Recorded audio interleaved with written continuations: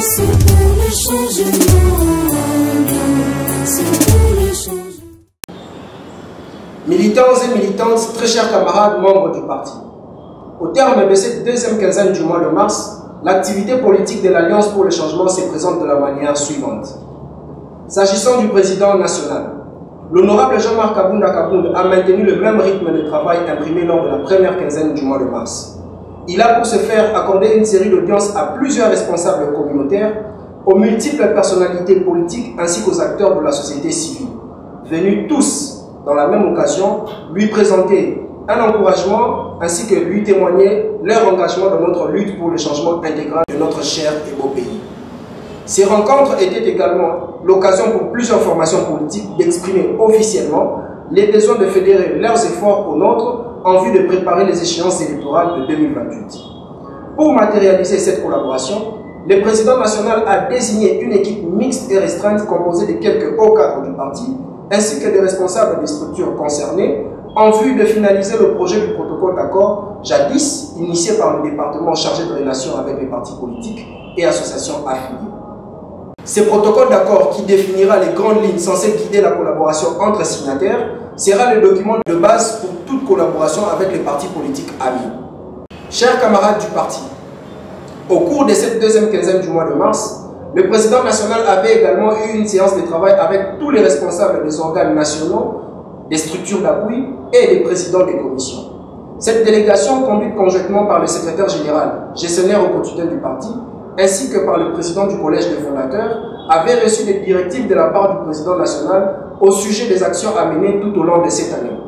Il est à signaler que cette séance de travail avait également connu la participation des présidents nationaux de la Ligue des jeunes, de la Ligue des femmes et du Conseil politique national nouvellement investi.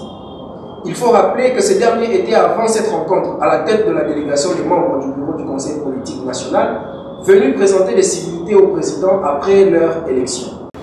Chers camarades, toujours au cours de cette quinzaine, aussitôt revenu d'une mission officielle en province, le secrétaire national chargé de l'implantation était à son tour reçu par le président national du parti pour de nouvelles orientations afin de renforcer l'installation du parti sur l'ensemble du territoire national durant cette année 2025, déclarée année d'implantation. Toujours dans l'organe président, la camarade Antoinette Bila-Lizuena, vice-présidente nationale du parti, séjourne depuis le mercredi 26 mars dans la province du Haut-Katanga dans le cadre d'une mission officielle. Cette dernière fait suite à l'invitation de la Fédération du Haut-Katanga 3, formulée au président national pour s'enquérir du travail abattu par nos vaillants camarades dans cette partie de la République. Avant de retourner dans la capitale, la vice-présidente nationale animera au profit de tous les membres de la Fédération du Haut-Katanga 3 une série de formations et une série de séminaires de renforcement de capacités sur l'idéologie du parti. Cette initiative, qui devrait s'étendre sur l'ensemble de nos fédérations, a été vivement saluée par le représentant de la Fédération de France, le camarade Jean-Pierre Moussoir. Chers camarades et chers compatriotes,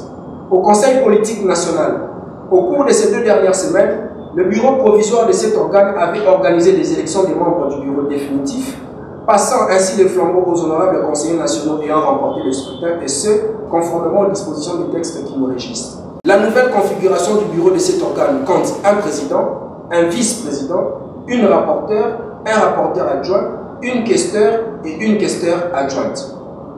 Dans un autre registre, le président national était au chevet de la famille de notre regretté camarade, Freddy Manyonga, secrétaire fédéral à la FUNA, qui nous a précédés dans la gloire. Cette visite de réconfort et de compassion était une occasion pour le président national de présenter les condoléances les plus attristées en son nom propre, ainsi qu'au nom de toute la famille Alliance pour le changement. À cette occasion, le président national a invité l'ensemble des membres de notre parti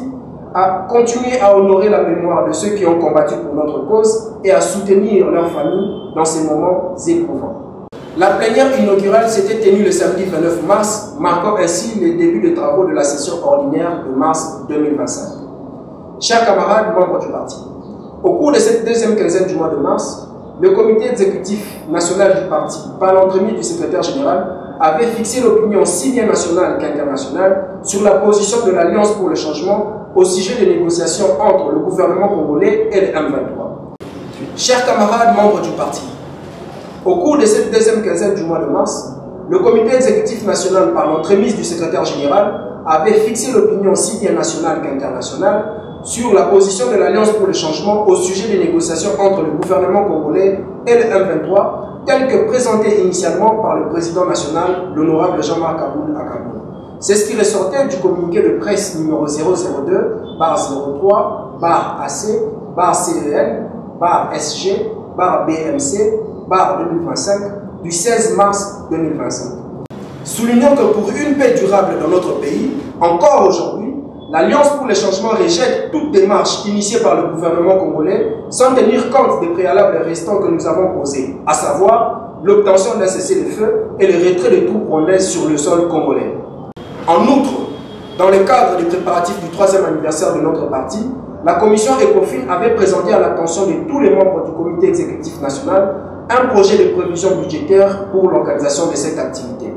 Aussi, dans les prochains jours, une commission ad hoc sera mise en place par le camarade président national en vue d'assurer la bonne organisation de cet événement. Chers camarades et chers compatriotes, à la clôture du mois de mars dédié à la femme, tel a été l'essentiel des activités du parti politique Alliance pour le changement. Tenons bon, demain sera meilleur. Demain sera meilleur, demain sera